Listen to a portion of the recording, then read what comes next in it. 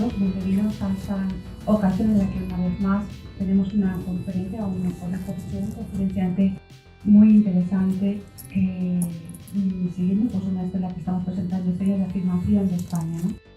La última que tuvimos pues era sobre hazañas desconocidas, y es un tema que también es apasionante porque sobre la leyenda negra, y paso la palabra a don José María Llanos para que presente a nuestro ponente de hoy.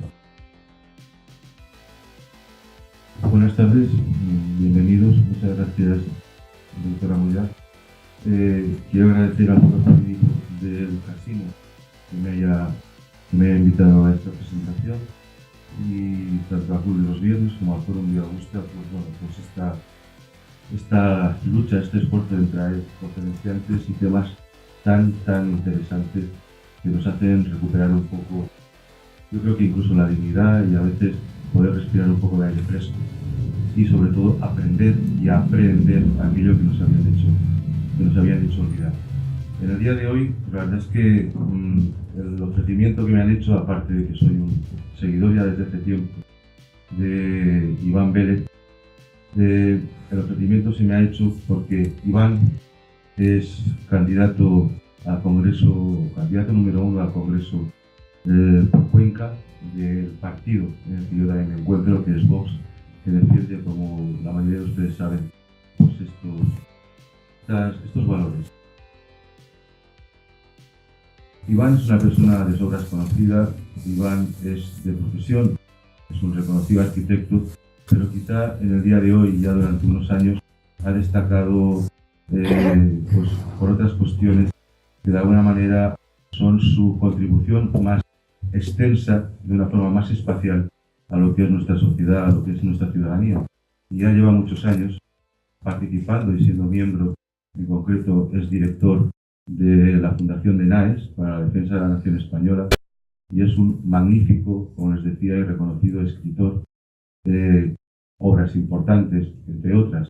Podríamos destacar a los efectos de la presente actualidad sobre la leyenda negra, el libro que escribió en el año 2014 y el que ahora presenta, y que le quitan de las manos, la conquista de México, por tanto, año 2019.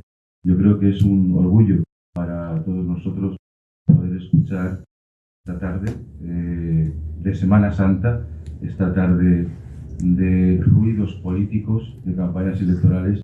Quiero agradecerle especialmente que en plena campaña electoral haya respondido a la perseverancia, a la insistencia de mi querido Fernando Sanfélix, miembro de la asociación Forum Vía Augusta, y de su presidente Sonia Moya, así como del Club de los Viernes, para estar hoy entre nosotros. Sin más, yo me voy de mitin, por tanto les ruego que me disculpen y le concedo la palabra a nuestro invitado de hoy con muchísimo afecto, Iván Vélez.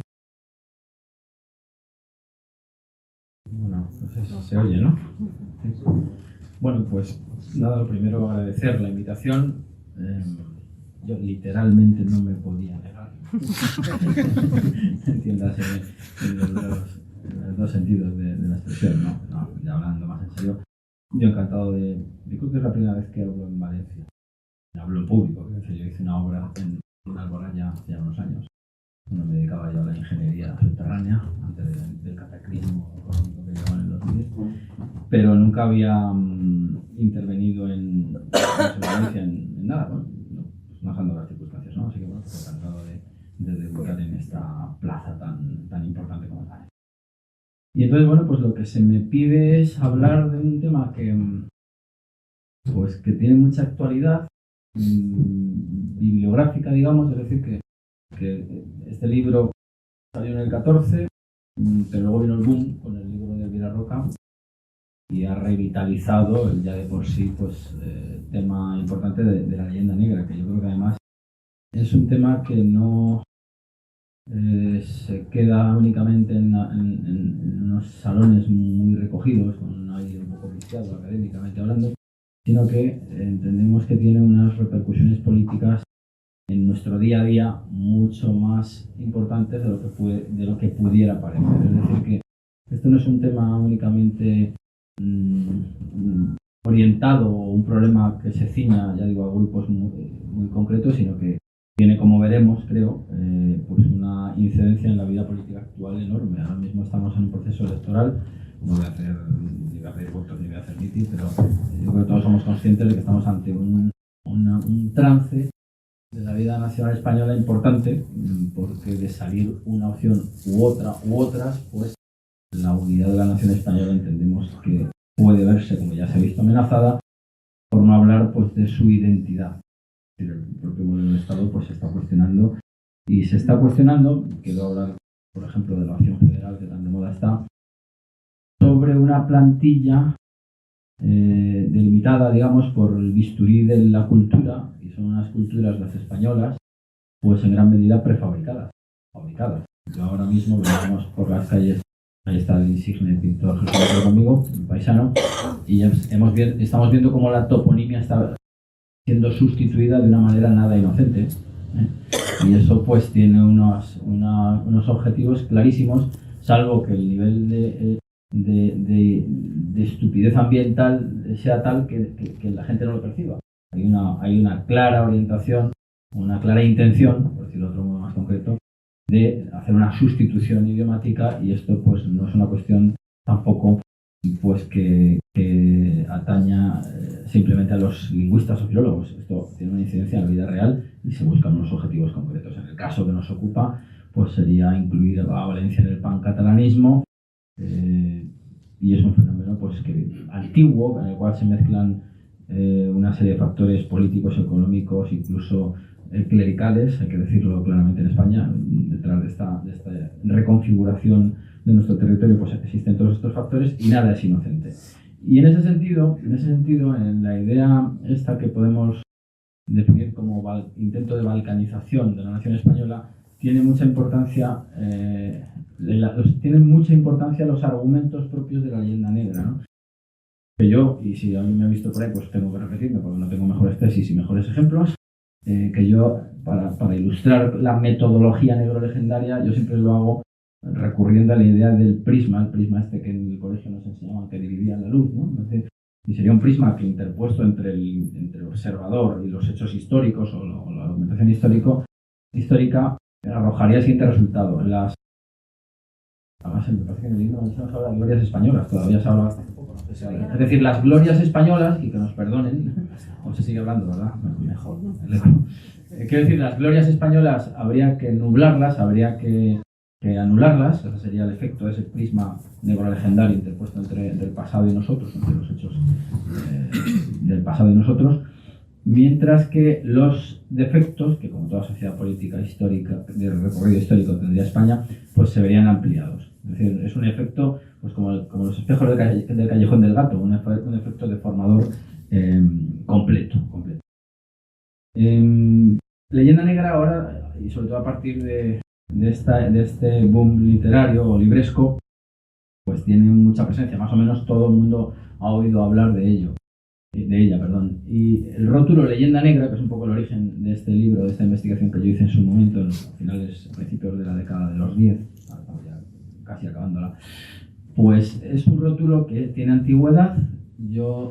Esta es la reedición ampliada que hice, porque añadí algunos registros previos del uso leyenda negra en español ceñidos a lo que nos ocupa, es decir, a los hechos históricos o a una percepción de la historia muy concreta. Había otra, leyenda negra se ha utilizado anteriormente. Yo he llegado a la conclusión, o sea, es lo que puedo ofrecer ahora mismo, que me parece que es un préstamo del francés.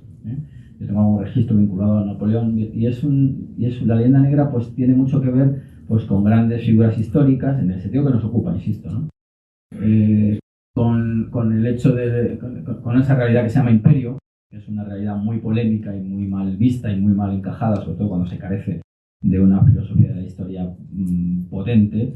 Y bueno, pues pasa al español, quien acuña o quien emplea por primera vez la expresión leyenda negra es Emilia Pardo Bazán. Nada más hay que decir, una mujer, ahora que estamos en este mundo completamente sexista, dividido entre hombres y mujeres. Bueno, pues una mujer, Emilia Pardo Bazán, fue la primera que en París en 1899, de ahora 120 años, si no me equivoco, en abril, de hecho, estamos casi en el aniversario, pues en el curso de una conferencia, La leyenda negra, la España de ayer y la de hoy, una conferencia que venía en la estela de la pérdida de Cuba, pues contraponía la leyenda negra, lo que entendemos por leyenda negra, a una especie de leyenda dorada, y en este maniqueísmo es donde nos empezaríamos a mover si analizamos lo que hizo Emilia Pardo Bazán en su momento.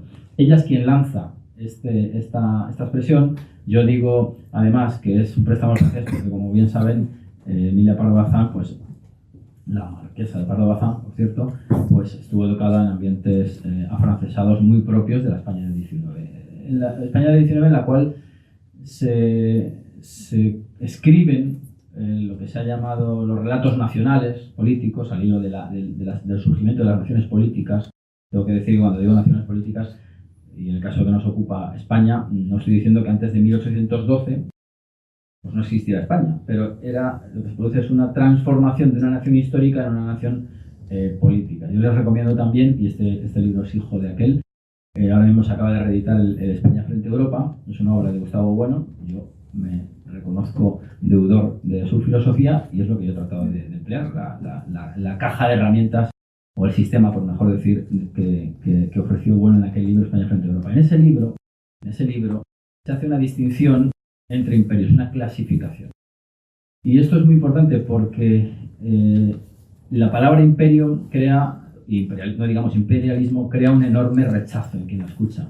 Casi de una manera pauloviana la gente se estremece. Imperio, ¿verdad? Sometimiento, opresión, dominación.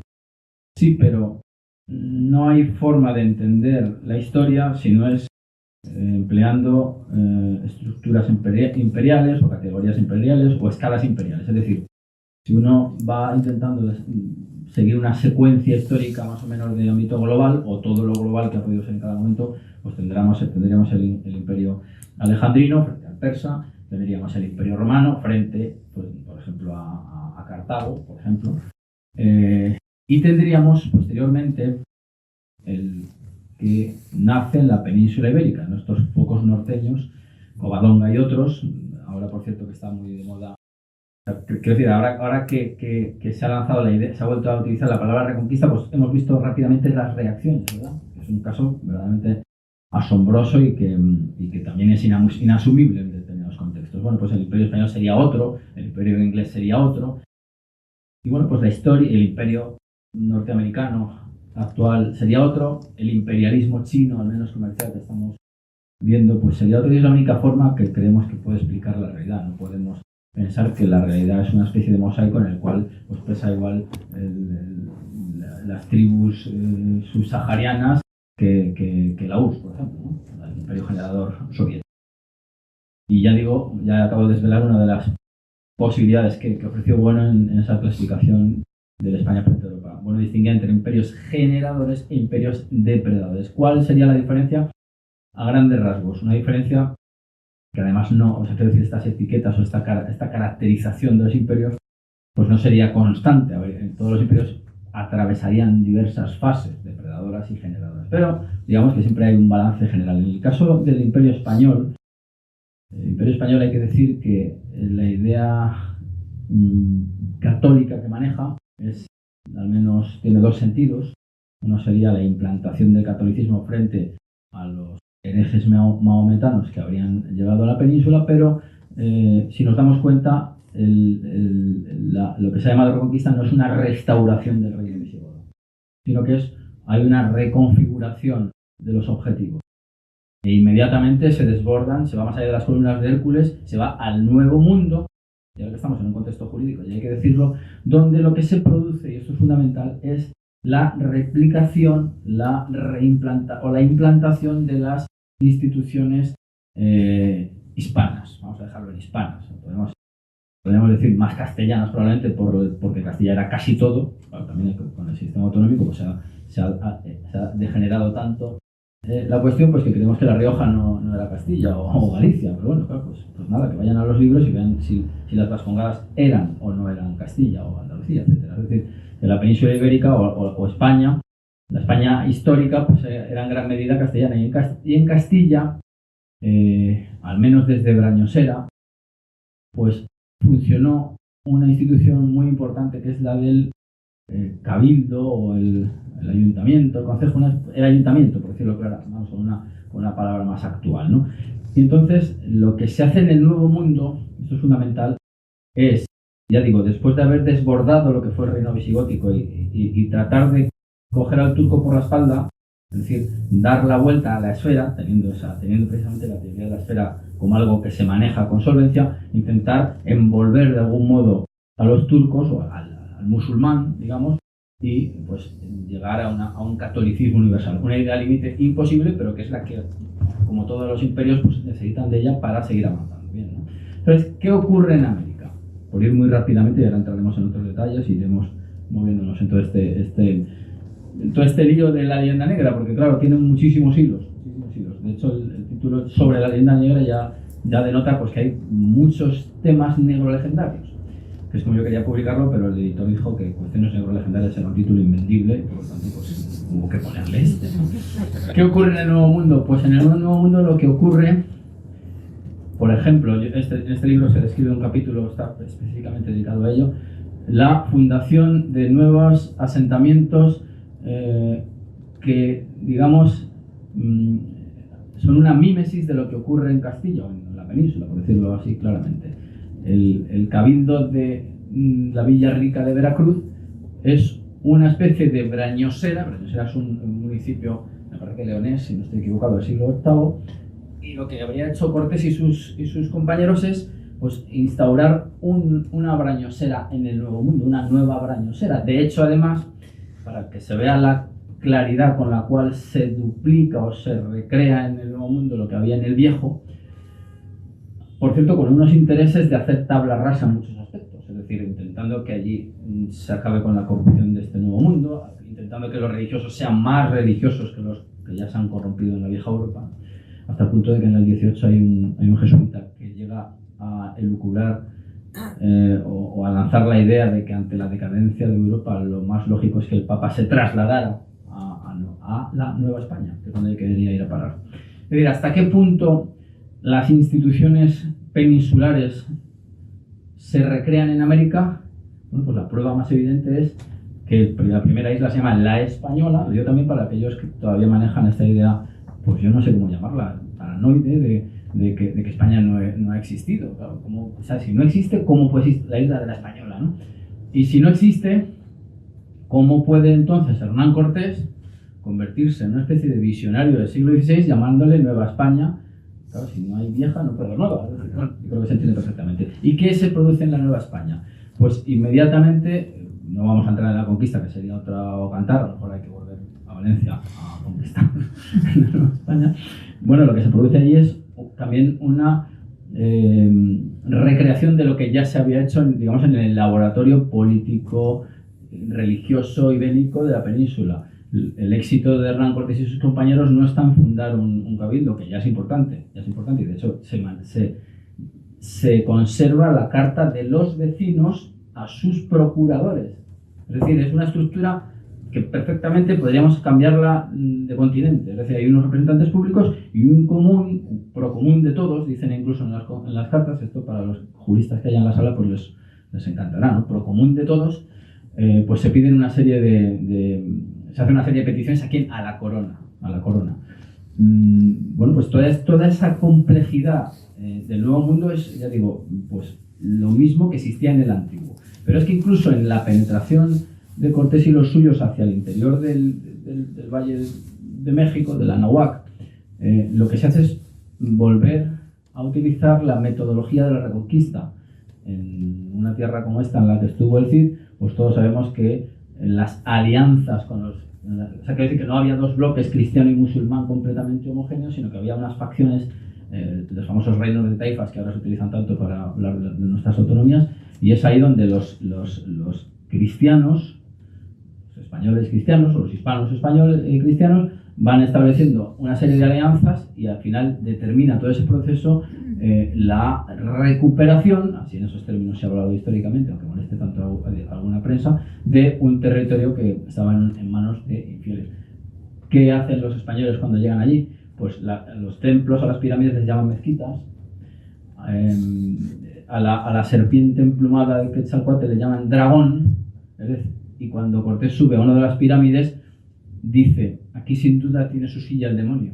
¿Por qué? Porque es un hombre con esas categorías del momento, que lo que ve es pues prácticamente digamos, la recreación de las imágenes infernales que manejaba un hombre de su época. Pero ¿cómo avanza y cómo es capaz de llegar al corazón de ese imperio?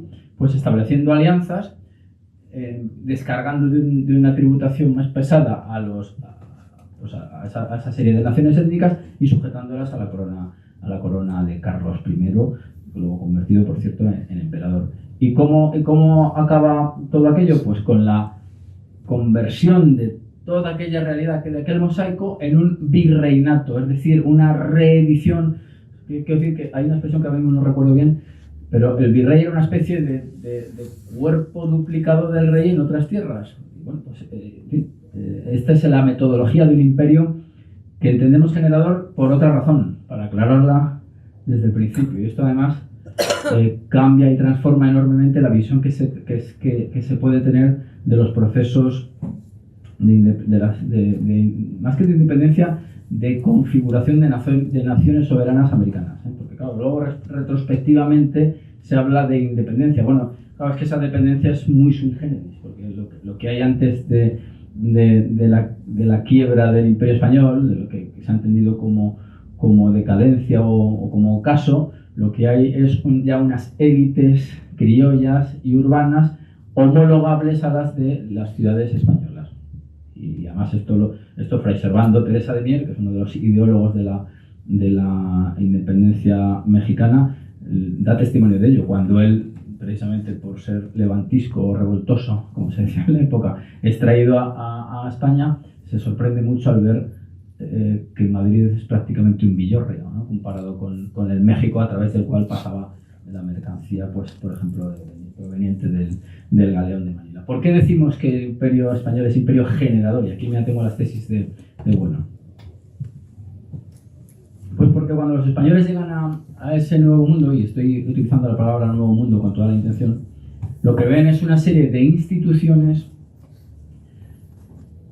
Hay que decir también, por cierto, que esto no se nos debe olvidar, también por cuestiones jurídicas, que las acciones, no digo las brutalidades puntuales que cometieron nuestros antepasados, pero las acciones en general desplegadas por los españoles se atenían a la legalidad otorgada por las bulas alejandrinas, por ejemplo. Pero es que además, desde el canon de hombre cristiano que se maneja en el momento, ningún europeo, ya no digo español sino europeo, podría consentir en su presencia pues el sacrificio humano, la antropofagia y diversos modos de vida inhumanos en ese momento. ¿Por qué entonces, insisto, podemos hablar de imperio generador? Pues porque partiendo de esa situación prehumana o inhumana, insisto, desde la perspectiva de un hombre del siglo XVI, insisto en esto hasta la saciedad, lo que se pretendió, y para ello se detuvo la conquista y se dio pie a la famosa controversia de Valladolid para analizar si había o no legitimidad y de qué modo se podía seguir en aquellas tierras, frente a las tesis de Bartolomé Las Casas, uno de los grandes alentadores de la leyenda negra, o un hombre que ofreció muchísimo material a la leyenda negra, y con esto no estoy diciendo que no denunciara algunos excesos que en efecto se cometían. Pues en aquella controversia en la cual gana Juan Giner de Sepúlveda y se establecen, digamos, las condiciones bajo las cuales se puede seguir en esa tierra y protegiendo, por ejemplo, a los que ellos son cristianos, en fin, una serie de cuestiones que no vienen al caso porque son muy prolijas. Lo que ocurre 3 siglos más tarde, es decir, a finales del XVIII, 2 siglos y pico más tarde, es que aquellas sociedades, al menos en algunas de sus partes, se han homologado con la sociedad de referencia. Es decir, ahí está casi nivelada. Y esto no lo digo yo, lo dijo Humboldt cuando, pasando por la América hispana, pues se sorprendió de que las condiciones de trabajo de la minería, por ejemplo, que se daban los virreinatos eran más favorables. Con esto no estoy diciendo que fueran unas vacaciones en Marinador, pues eran más favorables que las que podía tener un minero alemán, por ejemplo, ¿no? Pues lo que ocurre es que se ha generado una sociedad, de ahí lo de el imperio generador, que ya se puede emancipar. Es como cuando un niño pequeño, pues al que hay que cuidar, ya el padre se da cuenta pues que le puede dejar el coche y que puede las llaves de la casa del pueblo para que haya fin de semana, es decir, se puede emancipar de algún modo. Y bueno, pues esa es la interpretación que nosotros hacemos de aquellos procesos. Por supuesto, unos procesos cuyo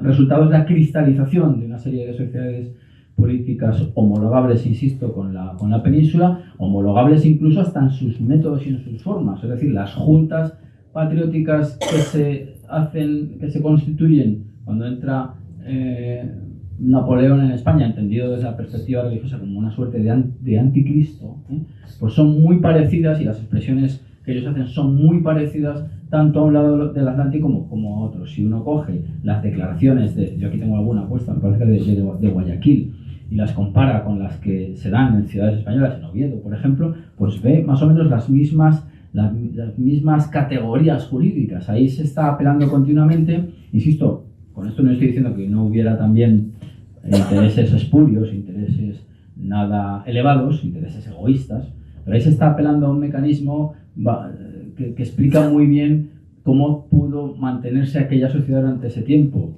Y es que aquellas revoluciones hispanas, por llamarlas de algún modo, respondían a los patrones del Pactum Translationis, que son categorías utilizadas por la escolástica. La escolástica hay que recuperarla, recuperarla en el sentido de hay que desdeñarla, ¿no? Es decir, que aquellas revoluciones se hacen, digamos, bajo el sello de Francisco Suárez. Y el Pactum Translationis viene más o menos, así de una forma muy telegráfica, responde al siguiente mecanismo. Si la soberanía procede de Dios y se la entrega al pueblo, el pueblo se la cede al soberano. En este caso, si el soberano está cautivo o se ha dejado cautivar por los franceses, que además vienen a destruir todo ese mundo católico bajo el mito de la Ilustración, pues esa soberanía regresa al pueblo. ¿Y a qué pueblo? Pues a los pueblos ya verdaderamente, aquí diríamos empoderados, fácil. Sí, lo entiendo. Quiero decir, pueblos que ya están, pues que caminan solos de algún modo, que son adultos, ¿no? Entonces, lo que se ha producido es una generación. En fin, hay muchísimos casos. En el caso de Cortés, por ejemplo, cuando se producen las bodas o los intentos de matrimonio que le ofrecen algunos caciques con aquellos hombres barbudos que venían a liberarles de Moctezuma, en algunas crónicas los cronistas españoles dicen que aquellos caciques lo hacen para que con esas mujeres los españoles tengan generación, es decir, un nuevo linaje. Un nuevo linaje, por cierto, que José Vasconcelos llamó raza cósmica. Cierto es que dejando a los negros a un lado. Entonces, la raza cósmica, para que veamos que además aquí las cuestiones, porque el tema racial es muy importante en la leyenda negra, muy importante, ahora entraremos más a fondo en el tema. La raza cósmica era el resultado de la hispanidad, es decir, es la raza mestiza. O sea, aquí la raza buena es la raza impura. Para que veamos cómo aquí las cosas funcionan de diversos modos. Y ahora vamos a entrar más a fondo, después de este larguísimo preámbulo, en cuestiones más ceñidas a la leyenda negra. Yo creo que es importante tener presente esta definición, más o menos esta definición que acabo de hacer del imperio generador para entender qué ocurrió después. ¿Qué decir del depredador? Pues es muy sencillo. El depredador sería, si es el generador, podría ser el imperio romano, el imperio alejandrino, el imperio español, el imperio soviético también lo pretendía. Todo el mundo tendría que haberse integrado, de haber tenido éxito. Los imperios depredadores, pues ejemplos de ellos son muy claros: el imperio inglés y el imperio holandés. ¿A qué patrón respondería un imperio depredador? Pues es un imperio que produce efectos como el de Inglaterra en la India. Es decir, hay una implantación de unas élites muy concretas que traban relaciones, Portugal también sería otro, por cierto, traban relaciones con unas élites muy concretas y no permean esa sociedad. De hecho, si nos fijamos en lo territorial, los imperios generadores se extienden por todo el territorio, mientras que los depredadores se quedarían, en los bordes de esas sociedades para tener simplemente plataformas extractivas. Efectos de todo esto, mientras que al menos que se sepa, después de la implantación del virreinato de la Nueva España, cesaron los sacrificios humanos. Con los ingleses no cesó la quema de la mujer del Rajao, como se llamaba, el señor del momento. Es decir, cuando el señor fallecía, la señora era invitada amablemente a colocarse sobre la pira y se le ponía fuego. Bueno, pues esos son los efectos, digamos así, a grandes rasgos, ¿eh? Bien, leyenda negra. Ya hemos hecho una reconfiguración, más o menos una definición, o hemos puesto las cartas boca arriba de cómo entendemos que ha sido el Imperio Español, del cual somos como sociedad política un producto. Yo creo que la idea de madre patria es casi mejor de llamarla hermana patria, es decir, sí, entendemos que desde aquí parten, aquí estaría, voy a decir, núcleo irradiador, ¿no? que aquí estaría un poco la sede o el punto de partida, pero tan transformación de las estructuras imperiales sería la nación española como la nación mexicana, es decir, un cambio, un giro radical de ese pasado. Bueno, ¿qué es la leyenda negra? En la leyenda negra se incluyen un montón de factores que vamos a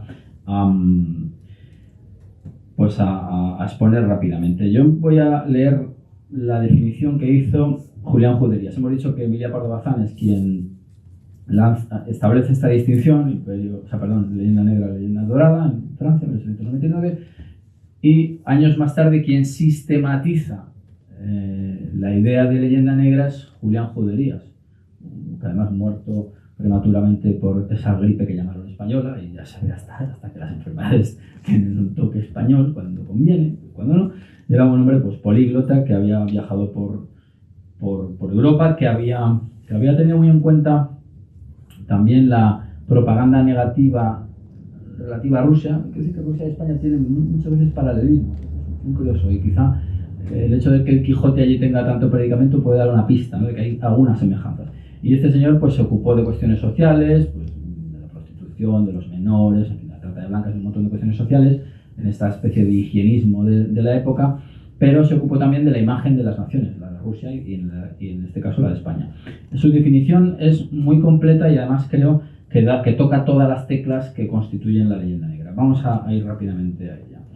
Dice en 1913 dijo Julián Juderías en una serie de artículos que salieron por entregas en la Ilustración española y americana, en un concurso, por cierto, 1913, en el que la propia revista, consciente de que la imagen de la nación estaba siendo atacada, por esto de que se ha perdido Cuba, etcétera, etcétera, pues convoca un concurso pues para limpiar un poco, para pulir la cuestión.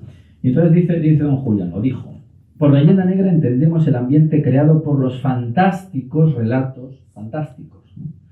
Los fantásticos relatos es lo que ahora los cursis llamarían fake news.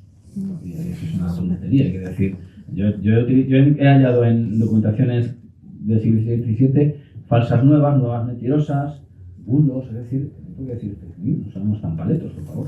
Por leyenda negra entendemos el ambiente creado por los fantásticos relatos que acerca de nuestra patria han visto la luz pública en casi todos los países. Es decir, está describiendo un fenómeno de carácter internacional, no de una potencia, porque claro, la propaganda es una parte esencial de la política, como estamos viendo estos días, además, ¿verdad? Pero no es una relación A-B, sino A y A, B, C, D y tal, ¿no?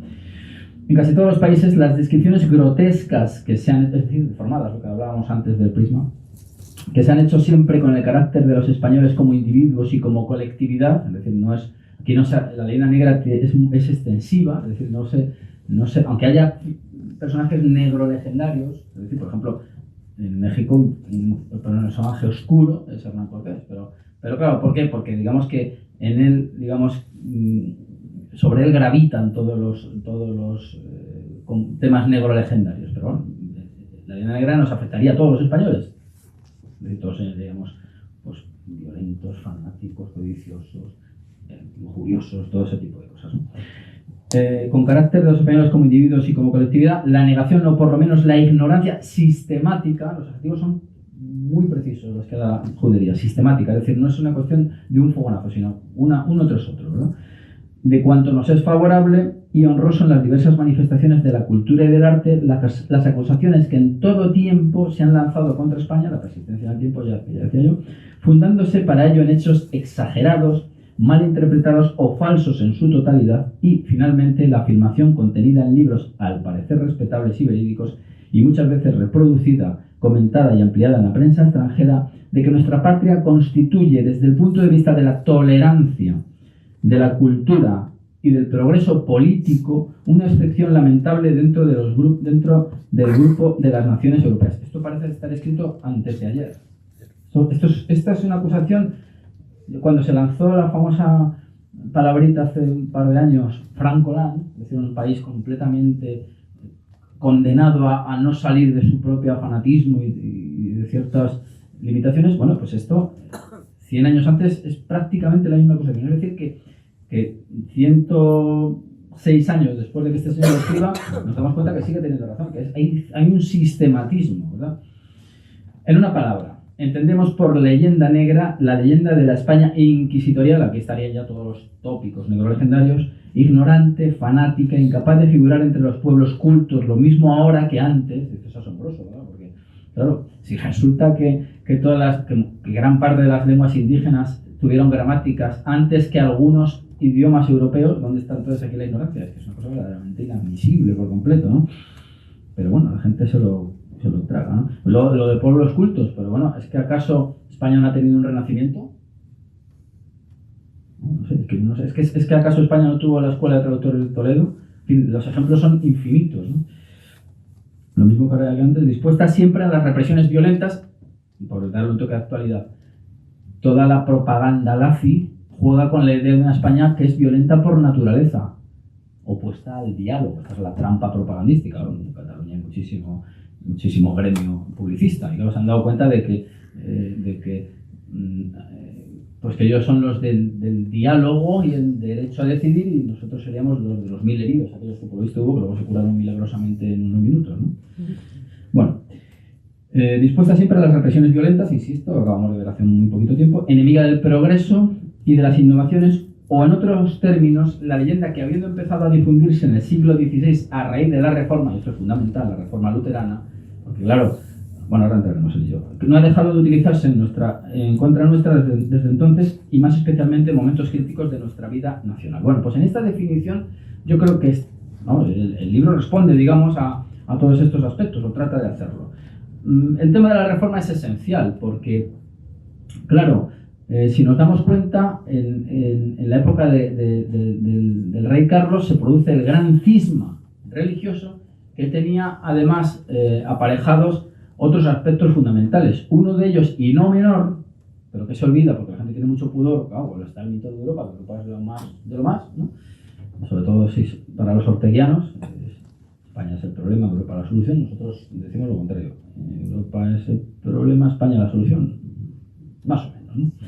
Bueno, pues lo que se produce es una fractura completa de Europa, bueno, de una Europa que en realidad tampoco había estado unida nunca, pero que tenía algunos visos de estar más o menos embridada bajo la mano de Carlos I. Bueno, y se producen unas guerras que en muchos aspectos son, me creo que Varela lo ha dicho más de una vez, son guerras civiles. O sea, Flandes era parte, el soberano de Flandes era Carlos, y quienes se rebelan son sus súbditos, pues como ha pasado ahora mismo en Cataluña. Torra está en español como nosotros, mal que le pese, ¿no? Pero es que son revueltas internas, son dentro de nuestra propia sociedad.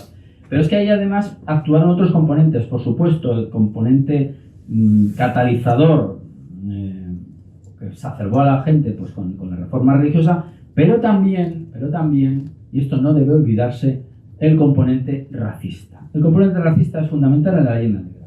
Es fundamental en Italia porque yo me acojo a las tesis de Sverker Arnoldsson, un estudioso sueco del año 50, es un libro que se ha reeditado hace poco, de la leyenda negra, es un libro muy interesante, donde él sostiene la tesis de que, digamos que los primeros brotes negro legendarios hay que buscarlos en la Italia,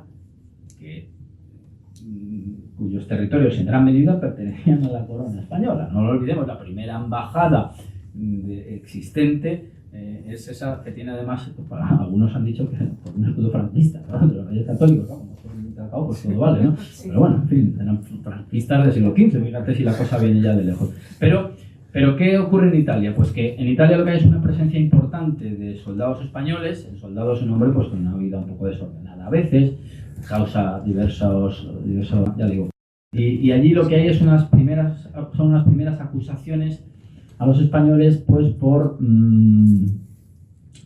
porque se nos ve con una mezcla racial, que tenía cierta lógica al haber estado conviviendo con musulmanes, con judíos. El tema judío es fundamental en la etnia negra, fundamental como parte constitutiva.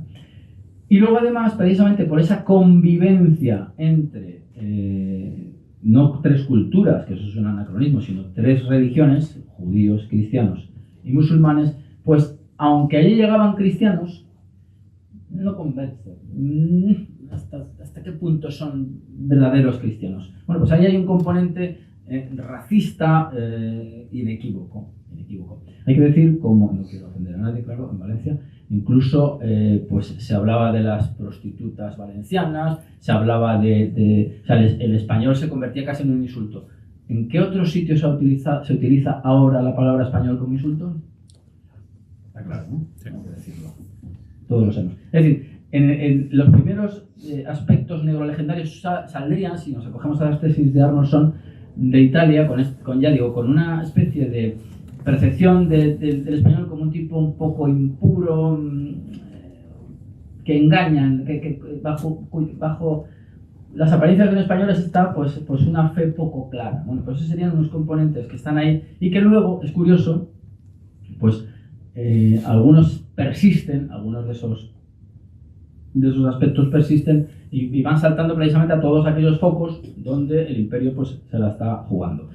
Pasa a Flandes, con estas revueltas de las que estamos hablando, pero sobre todo la gran amplificación del problema o de la leyenda negra o de la propaganda antiespañola profunda está con la realidad con la que nadie contaba de un nuevo continente, es el Nuevo Mundo. Y un nuevo continente que, como decíamos, se toma por la vía legal, es decir, por la vía de un papa el Papa Alejandro VI, que es el que ha dado permiso y obligaciones, por cierto, claro, porque aquí se piensa que es pues, hacer lo que cae con América. No, hay una serie de obligaciones muy concretas. Y entonces, digamos que la leyenda negra va recorriendo el camino español, es decir, el camino que va de Italia al norte de Europa, y luego en el siglo de las luces, precisamente porque ahí lo que influye en el siglo de las luces ya no es tanto el racismo como un enfrentamiento entre lo que se llama racionalismo, que tampoco me parece que se pueda sostener que sea eso, y el fanatismo que representaría la España católica. Digo que lo de racionalismo no encaja del todo bien, porque algunos de los más distinguidos representantes de la Francia ilustrada sostenían tesis más o menos como la siguiente: los españoles americanos, los hispanoamericanos, pues serían, por motivos relacionados con el clima y con la tierra, pues unas personas cuyo desarrollo en sus primeras fases sería muy grande, llegarían a la madurez o crecerían muy rápidamente, pero que luego sufrirían una suerte de estancamiento, es decir, se quedarían como atontados. Estoy haciendo una caricatura, claro está. Bueno, pues esto lo sostenían las grandes lumbreras francesas, que veían a España como el país del fanatismo. Luego veremos que se convierte en el país del exotismo desde la perspectiva de los viajeros impertinentes. Bien, pues ¿quién refuta todo esto? ¿Otro racionalista? ¿Otro hombre iluminado? ¿Otro hombre ilustrado? No. Lo refuta, y con datos y con conocimiento de causa, un hombre con faldas, Benito Feijóo, un benedictino. Es decir, vemos cómo aquí estamos constantemente atrapados en el estereotipo y en la propaganda. El siglo de las luces, bueno, pues depende. Los ilustrados depende. Porque, claro, nosotros entendemos que luces frente a sombras es una visión bastante simplista y bastante maniquea, y que realmente no lo explica todo. Más bien lo que explica, o más bien lo que se oculta tras esa división, claro, que nos toca más estar en la zona de sombra a nosotros, son intereses muy concretos de una España que precisamente por su grado de civilización era muy interesante. Y son estas ideas las que en gran medida pesan. Yo he dicho que las independencias responderían, digamos, a esa especie de mecanismo escolástico del Pactum Translationis, pesan en el sentido de, no voy a decir contaminar, pero bueno, pues que es un alimento ideológico que luego aparece en todos los textos de los próceres americanos, en los cuales pues si vamos a Bolívar, pues acordémonos, España, esa madrastra ingrata, etcétera, etcétera. Hay una suerte de infiltración de esas ideas pues que avivan ese conflicto, que es un conflicto también entre españoles, porque claro, los criollos, los españoles peninsulares se oponían, eran la misma, estaban más o menos nivelados socialmente con los criollos. Es ahí donde se producen las fricciones en el terreno del mundo civil e incluso eclesiástico. Ya sabemos pues las pugnas que había, ¿no? para alcanzar determinados puestos. Que, por cierto, el conde de Aranda pues intentó dar una solución, pues proponiendo pues que los infantes de la corte española se sustituyeran a los virreyes y fuera una especie de, no sé cómo llamarla, una monarquía con varias sedes, ¿no? No ocurrió. Y bueno, pues más o menos eso es el mecanismo al que responde, más o menos de una forma muy simplificada, la cuestión independentista americana. He dicho antes que a la visión esta maniquea de la Ilustración le sucederá otra, y es la visión romántica que parece muy inocente, que se arroja en el 19 sobre España. Y es donde se fijan algunos de las, pues digamos, de los estereotipos que todavía persisten en España. La cigarrera con la navaja en la liga, el español apasionado, por cierto, que la Carmen, el apasionado es vasco. Que aquí, claro, luego ya después con los delirios aranistas, pues ahí que se les cae por todos los lados la cosa, ¿no? Es decir, muchos de los estereotipos que todavía persisten y que fueron utilizados, por ejemplo, en el franquismo se utilizaron mucho algunos de ellos, se fijan en el 19. ¿Quién los fija? Los que se llamaron viajeros impertinentes, es decir, unos europeos que desde esa visión de superioridad sobre los bárbaros fanáticos católicos y atávicos españoles, pues dan un saltito. Claro, estaban muy de moda hacer el viaje a Oriente, porque el Oriente europeo era, también porque había rastros todavía arquitectónicos, ¿no? Con la Alhambra, el Oriente europeo en gran parte podía ser España, va a ser un viaje más corto y más barato, ¿no? Una especie de viaje a bajo coste, no diremos low cost tampoco en este caso, ¿no? Y entonces ahí se fijan una serie de estereotipos que todavía persisten en algunas regiones españolas. El sistema autonómico que padecemos, no yo diré disfrutamos, sino que padecemos, tiene alguna raíz relacionada con aquella época. Y es ahí donde se establece una visión romántica de España que no responde a la realidad, responde más bien en algunos casos a verdaderas alucinaciones. Si uno lee El viaje a España de Gautier, pues asómbrense, es que dice que ve un tono morisco en Fuenterrabía, nada menos. Es decir, que ya, ¿qué tipo de prejuicio tendría ese señor para ver casi un toque musulmán en lo que hoy se llama Fuenterrabía? Bueno, en fin, muy fatal, ¿no? Bueno, pues estas son, digamos, todas las deformaciones que yo creo que de una manera sucesiva se pueden decir de España. Es también en el siglo de las luces cuando y por ejemplo con autores como Edgar Allan Poe posteriormente, cuando se establece la visión tétrica de la Inquisición. Bueno, pues en España tenemos la suerte de contar con archivos potentísimos. Nosotros venimos de Cuenca, allí hubo un tribunal de la Inquisición muy interesante, muy fuerte, se conservan muchos casos y realmente es asombroso ir realmente a los documentos. Y desde luego en los documentos no aparecen otros de tortura y esa especie de estuche lleno de sarcófagos, ¿cómo se llama? En fin, esas cosas, ¿no? No, lo que aparecen es un tribunal de la fe, que además tenía la fe en aquellos momentos pues tiene mucho que ver con la política y que además, como se sabe por los documentos de que se dispone, más allá de las deformaciones que hubo, que hizo en su día Llorente, un exmiembro de la Inquisición, lo que hubo es un número de ejecutados muy inferior, digo por razones religiosas, muy inferior a los que se dieron en otras naciones europeas por esas mismas causas religiosas. Es decir, nosotros, y no es ninguna provocación, lo afirmamos y lo sostenemos, creemos que el racionalismo, volviendo otra vez a la cuestión esta tan compleja de la razón, que entendemos que no hay una razón, hay hay racionalidades, más o menos. El racionalismo inquisitorial impidió masacres como las que se dieron en Alemania, en Francia, basadas en motivos religiosos. La noche de San Bartolomé no se produjo en España, pero no es que no se produjera ninguna noche homologable a San Bartolomé, decenas de miles de muertos, sino que todos los 300 y pico años no sumarían ni la quinta parte, esto ya es una cuestión de detalle, de los muertos que produjo esa misma noche, por no hablar de todas las fracturas sociales que produjo pues esa especie de persecución enfermiza. Yo aquí incluí el tema de las brujas de Salem, y aquello acabó, bueno, es una auténtica locura, los niños acusando a adultos. Frente a eso contraponemos el auto de fe de Logroño con las famosas brujas estas que tanta presencia cinematográfica tienen, y lo que vemos es un acto, una ceremonia de reconciliación enorme con una puesta en escena fabulosa. Esto es muy importante porque ahora estamos en Semana Santa.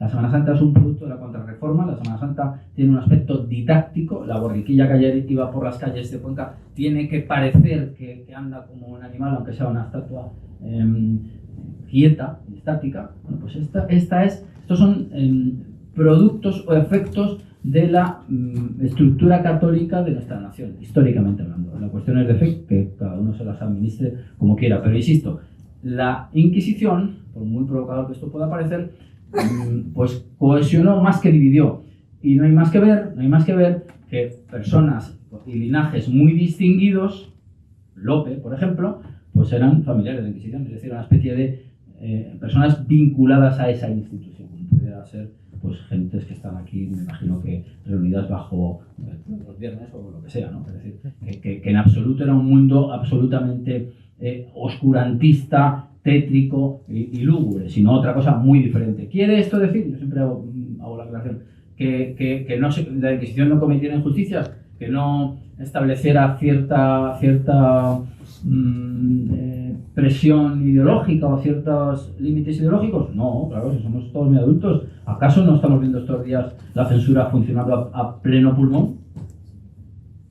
Todos los días en los medios de comunicación. ¿Alguien es tan ingenuo como para pensar en una libertad sin límites? Pues no, pero insistimos, la racionalidad de la Inquisición es muy superior y deja en ridículo pues relatos como el de Edgar Allan Poe del Pozo y el péndulo. Eso no existe y desde luego no tiene que venir ningún francés a salvarnos de nuestra propia barbarie, porque no había tal. Bueno, pues esos son temas negrolegendarios. Creo que me estoy extendiendo un poquito, voy a intentar sintetizar, ya acabo rápido, con un asunto fundamental. Yo he dicho al principio pues que este no es un asunto de académicos, de superespecialistas, por más que, por supuesto, cuando uno abonda en el tema, pues llega a unos puntos técnicos, a un grado técnico creciente, ¿no?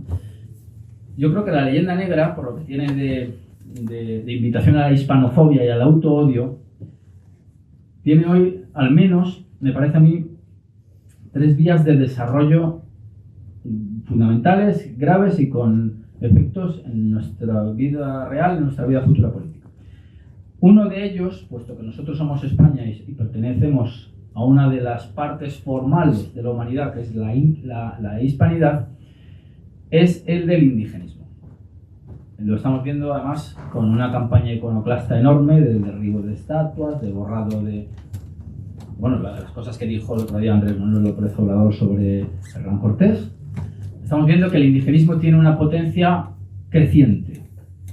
Bueno, pues el indigenismo en gran medida tiene unas altas dosis de leyenda negra, presuponiendo de una manera absolutamente falsa que lo que había antes de que Hernán Cortés pisara las playas de lo que se llamó Veracruz era una especie de Arcadia feliz donde, bueno, pues más o menos convivían con arreglo a la Pachamama. Todo lo contrario, aparecen cráneos cada 2 por 3 y altares de sacrificio, y es que están ahí, están en las crónicas, pero es que están en el registro arqueológico. Claro, y entonces, ¿cómo funciona la leyenda negra o qué efectos tiene la leyenda negra sobre esa realidad histórica? Pues presuponer que aquello era una especie de Edén al cual llegan unos aguafiestas, en este caso que son los españoles, pues encima a violar a sus mujeres, a llevarse el oro, todas las acusaciones que hoy conocemos. Un paréntesis que se habría abierto con la llegada de los españoles y que se cerraría con las independencias que habrían recuperado la soberanía previa. Pero es que es mentira, es que no había tal soberanía y mucho menos política. Bueno, pues la leyenda negra de pensar que los españoles eran ese grupo de individuos impresentables, por decirlo claramente, tiene estos efectos. ¿Quién se beneficia? Porque además el otro día tuvimos en Cuenca un episodio muy curioso con un amigo nuestro, un personaje peruano que decía que él era Chauca, o no me acuerdo, quiero decir que decía que no era peruano, y nosotros le dijimos, ¿no te das cuenta de que si tú te refugias en tus estrechos márgenes étnicos, la nación política peruana, que es la que te ha permitido entrar en esta otra, saltará por los aires y habrá intereses muy oscuros que se quedarán con vuestros recursos? Pues no lo entienden. Pues eso es un efecto negativo. Es decir, el indigenismo amenaza la existencia de las naciones soberanas hispanoamericanas que ya hemos dicho cómo se fraguaron. Y se fraguaron con arreglo a los cánones hispánicos o escolásticos que hemos expuesto. El indigenismo americano es eso, hispanoamericano. ¿Pero acaso en España no hay indigenismo? Pues lo hay. ¿Qué otra cosa sin indigenismo es lo que propuso y se cultiva todavía en Vascongadas? ¿Qué es lo que puso Sabina Arana? Hombre, pues un racismo más claro que el agua, una xenofobia brutal, un cultivo, bueno, y ya no un cultivo, una invención de instituciones culturales, que, bueno, por no hablar, por ejemplo, de la toponimia, de la onomástica, lo que yo siempre lo he dicho, a ver si alguien me explica, me encuentra alguna lápida del siglo XVIII con un Garicoich, un Ecaich, o no sé, pues no vas a encontrar, vas a encontrar a Santiago, Francisco, Antonio, Blas de Lezo, se llamaba Blas, no se llamaba Quecha o no sé qué nombre, bueno, todas esas cosas, ¿no? Bueno, pues aquí a nivel nacional hay unos indigenismos cultivados. En el 19 los cultivó mucho la Iglesia por el miedo a alternativas, por el miedo al comunismo, hay que decirlo también, y la actual España autonómica cultiva esas esencias, la cultura castellana, la cultura valenciana, la cultura murciana, y claro, yo no digo que no existan tradiciones, existen y oye, que duren todo el tiempo que la gente quiera cultivarlas. Pero hombre, no las fabriquemos enfermizamente y busquemos únicamente las diferencias, que es en lo que estamos. Y en lo que estamos es en una balcanización establecida, sí, con objetivos de caciques locales, de élites locales, pero con categorías cuya primera exigencia es negar lo común y lo español. Y buscar inmediatamente aquello que nos distingue del tipo de frente. Y ese es un problema que a mí siempre lo digo yo, que es una especie de indigenismo a la española, pues decir que los de Cuenca no tenemos nada que ver con los de Valencia, porque son gente muy diferente. En fin, yo no digo que no haya diferencias, pero es que se ahonda constantemente en ello. Y hombre, ¿qué hablar de la inversión lingüística? ¿Qué objetivos busca la inversión lingüística si no son esos? Es decir, es tabular a los españoles pues casi como una especie de reservorios para impedir que haya movilidad y bueno, tener una especie de mercados cautivos y administraciones cautivas, etcétera, etcétera. Es una especie de indigenismo a la española. Y por último, son temas polémicos, yo soy consciente de ello. También tenemos lo mismo que decir que con España lo que se ha hecho también es abusarla de una intolerancia religiosa brutal. Efectos de ello sería la expulsión de los judíos y la de los musulmanes. Aunque es cierto que lo retornaron muchos, como Ricote en el Quijote nos lo certifica. Bueno, la hispanofilia acrítica que se cultiva en determinados ambientes está arraigada, digamos, en las estructuras negro-legendarias clásicas. Los musulmanes habrían sido en España expulsados, bueno, los musulmanes que se les describe como una especie también, como esos indígenas prehispánicos, una especie de hombres pues grandes, especialistas en regadíos, con una cultura muy refinada, mucha poesía, mucha lírica. Bueno, uno lee luego a Serafín Fanjul y te das cuenta que todo lo contrario. Uno lee los fueros medievales y te das cuenta que había unas fracturas sociales enormes, que había guetos, que había juderías, que había... Claro que había intercambio, que fuera, ¿no? Pero claro, había unas diferencias legislativas enormes y la configuración de un Estado no puede arrastrar todo ese tipo de estructuras escleróticas, aun cuando en España nos hemos dedicado a fabricarlas, como acabo de decir. Bueno, pues hay una especie de islamofilia ingenua y ridícula cultivada como una especie de desagravio ante el agravio que supondría pues la expulsión de los musulmanes de la península con una palabra como la de reconquista que es absolutamente inasumible.